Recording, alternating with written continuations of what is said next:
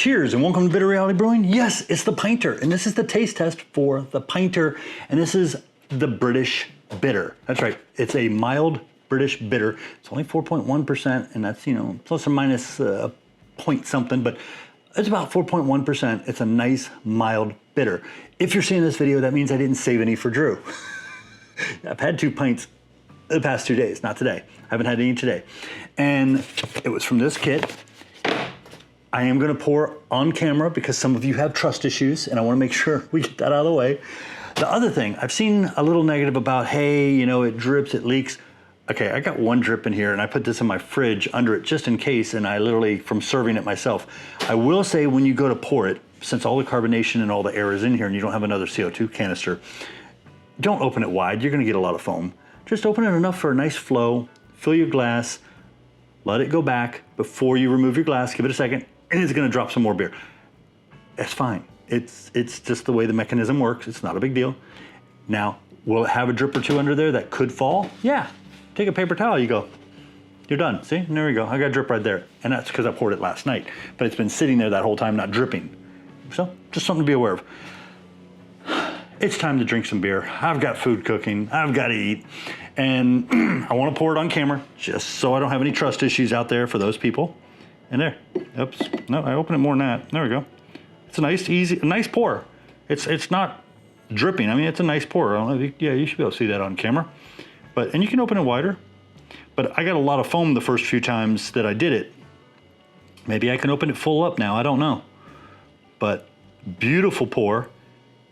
I get to the top. I let go and see, it drops another, I guess a couple milliliters. I don't know. But yeah, there you go. Very, very bright, clear. It's got a nice caramel color to it.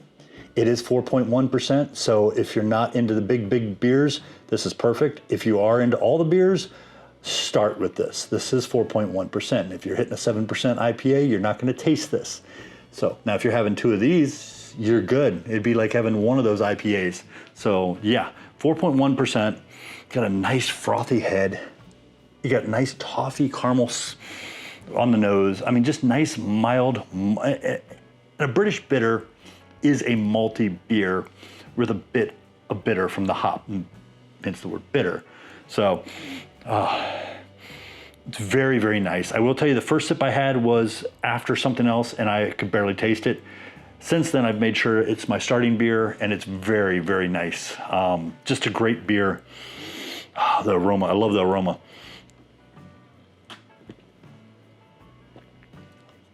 It's well carbonated, which is quite obvious. It reminds me a little bit of some of the European pale ales, but with some caramel, toffee notes.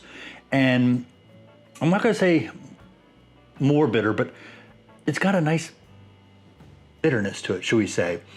And I'm trying to remember the description I heard about this. There it is, Moorish. I had no clue what that meant. No clue.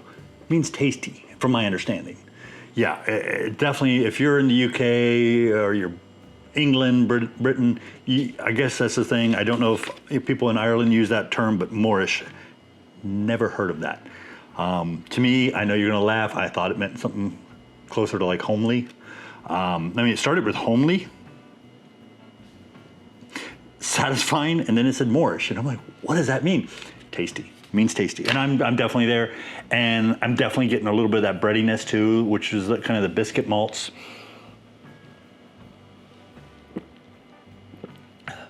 I could even say I get almost a hint of what I could think is honey, which is probably really the toffee and the biscuit and the lightness, you know, giving it that nice flavor.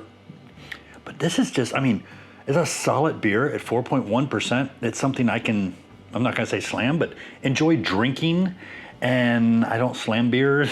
I'm just saying, not that young. I'm way too old for that. But this would make a great dinner beer, or hey, I just got off work and I want to relax for a minute beer. You could sip it at 4.1%, but it's also one that if you're, you know, really hot and you want to down a good beer instead of, you know, something not so good, it's a solid beer. The Pinter, this is the Ancestors British Bitter, and yeah, definitely worth drinking, definitely worth brewing.